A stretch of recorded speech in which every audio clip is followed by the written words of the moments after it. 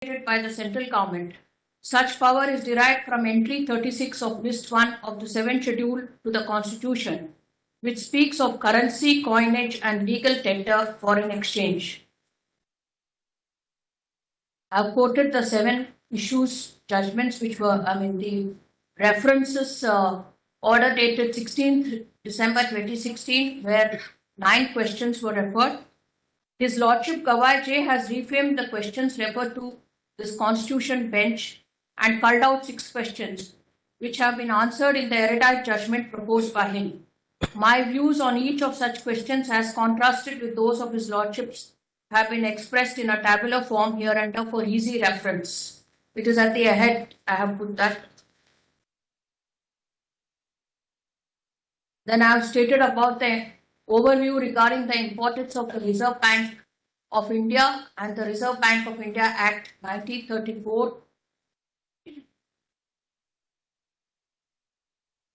Then I have spoken about the history and instances of demonetization the world over, in France, in the United States of America, Britain, Congo, Ghana, Nigeria, Myanmar, Russia, Venezuela, Zimbabwe, and the history of demonetization in India in the 2 periods of 1947 and 1978.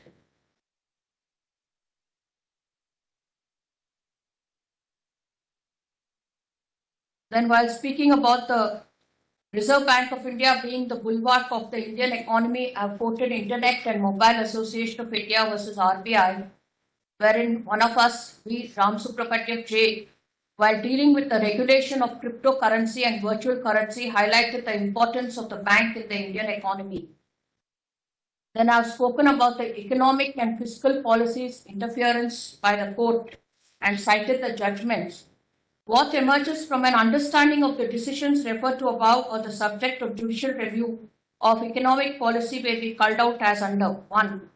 That the court is not to sit in judgment over the merits of economic or financial policy. 2. That the scope of interference by a court is limited to instances where the impugned scheme or legislation in the economic arena has been enacted in violation of any constitutional or statutory provisions.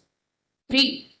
That the court may not undertake a foray into the merits, demerits, sufficiency or lack thereof, success in realizing the objectives, etc., of an economic policy, as such an analysis is the prerogative of the government in consultation with experts in the field.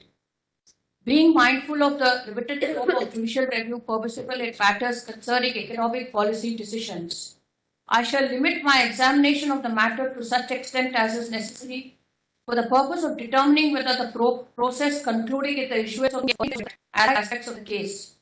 It may be stated at this juncture that the said aspect of the matter is not one of form, judgment over the merits of the policy of demonetization, and is therefore well within the limits of the Lakshman Rekha that this court has carefully drawn for itself.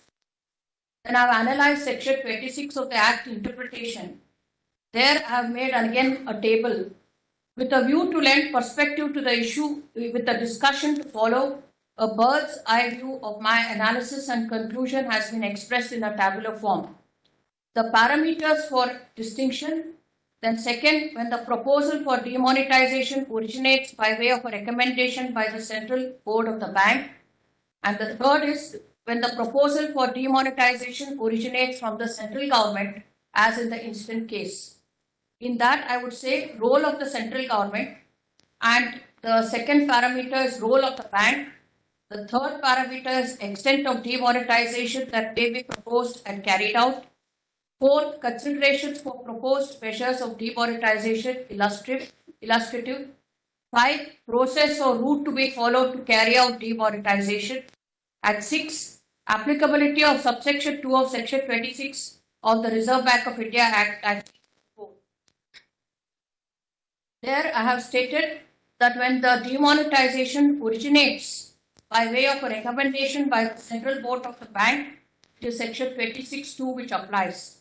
But when the proposal for demonetization originates from the central government, as in the instant case, it is not under section 26(2) of the Act. It is to be by way of a legislation, And if legislation is not the way, in the sense there is need for secrecy, then it is ordinance.